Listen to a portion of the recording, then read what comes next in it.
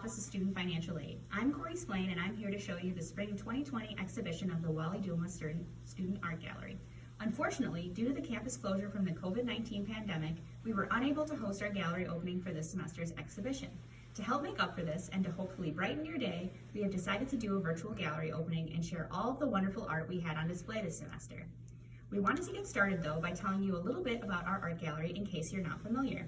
The gallery itself is named for Wally Douma, the first director of the Office of Student Financial Aid, which he helped to establish and open in 1964 at UW-Madison.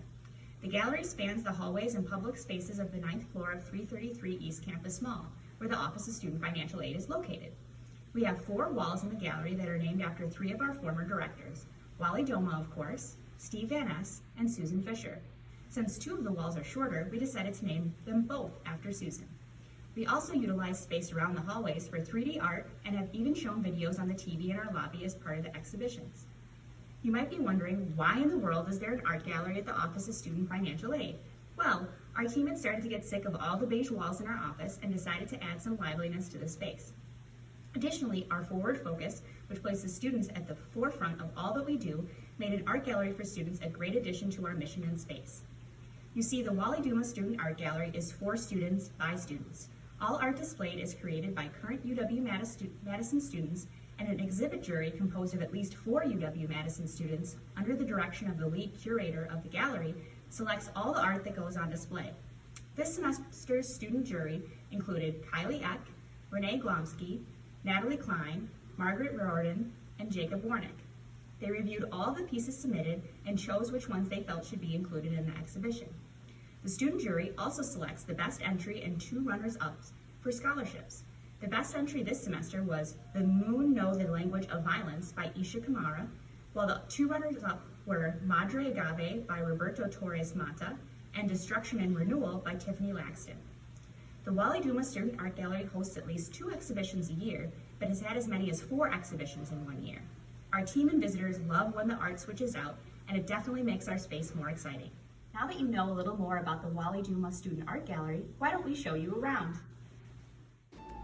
The first 4 pieces on display are by Isha Kamara. They are all a part of the series Mask Off, Slavery Through Black Femme Bodies.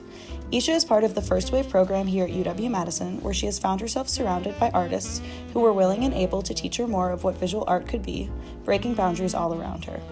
Most of her compositions, both digital and traditional, circle her thoughts and experiences of her identity as a Black Muslim woman and the ways in which she navigates America. Isha's purpose is to give a narrative that create conversations driven by tenderness, capturing empathy through drawing bodies, color, and beauty.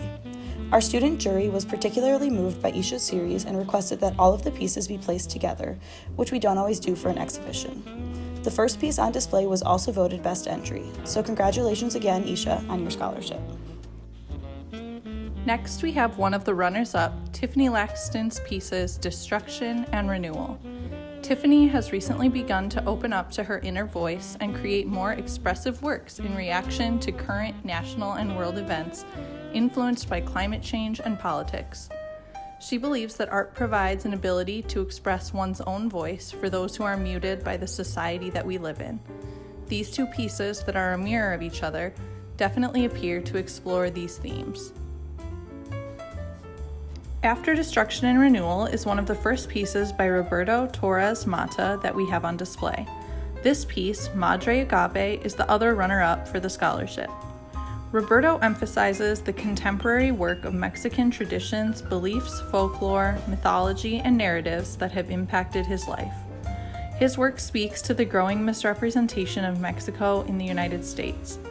As a first-generation Mexican-American with roots to Mexico, he expresses his knowledge through art while being socially conscious to the issues of racial and ethnic prejudices, political discourse against migration, and environmental issues. All of the pieces of Roberto's that we selected for this exhibition really stand out and were enjoyed by the student jury for their colorfulness and uniqueness. Next is Endurance by Leah Velardita. We have a few pieces by Leah that we will be seeing in the exhibition. Leah's work is a meditation on her relationship with the natural world and her place within it, particularly as we face the effects and challenges of climate change. Next are 2 more pieces by Roberto Torres Mata, First is Dame una chanza, second is State of Oppressor.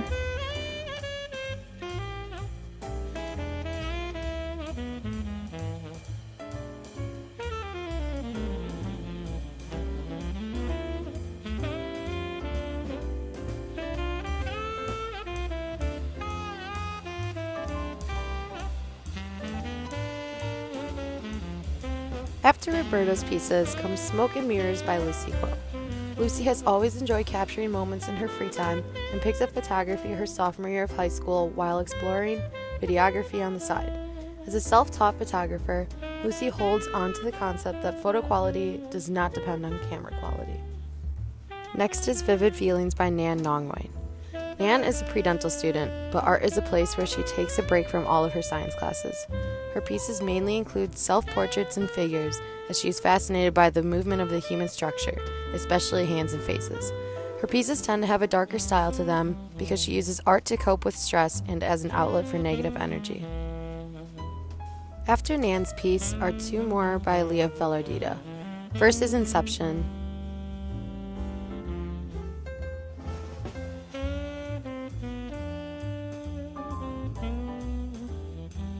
Second is Veneration.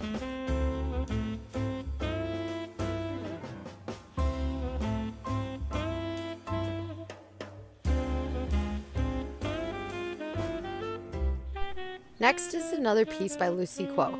This one is called Framed Frame.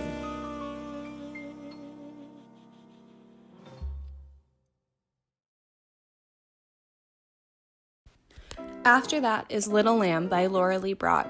Laura Lee is a PhD candidate writing a dissertation on medieval cartography who draws portraits of animals when she is taking a break from her research. Lambs appear frequently in medieval art and inspire her to reinterpret their meaning through her own imagery. Then we have another piece by Lucy Coe. This one is titled Luminescence.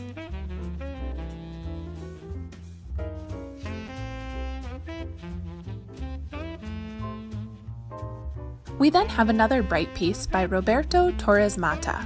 This piece is called Santo Quetzal.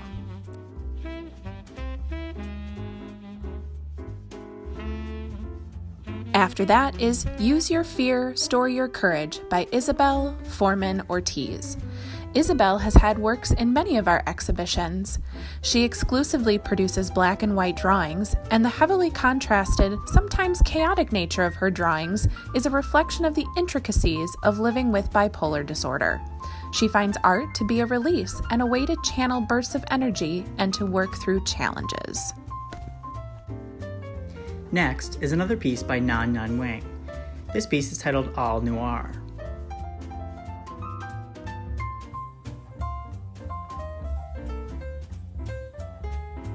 After that is I'll Pay You Back by Lucas Poynton. Lucas's work questions the notion of morality and our methods in which we ascribe as right or wrong in humans or animals. His works are artifacts of a world occupied by icons, such as deer or hyenas, traditionally perhaps deemed as immoral, and renders them as symbols of human nature, which is neither good nor bad. It is his hope that these works in various media create a multi-dimensional reality for the viewer of a world that opens new questions on morality. Then is Unspoken, another piece by Nan Wang.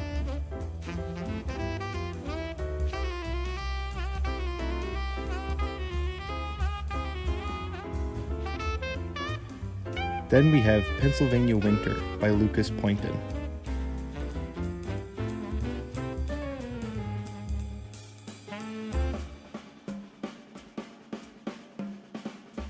Finally, we have the last piece by Roberto Torres Mata, titled Sin Frontera.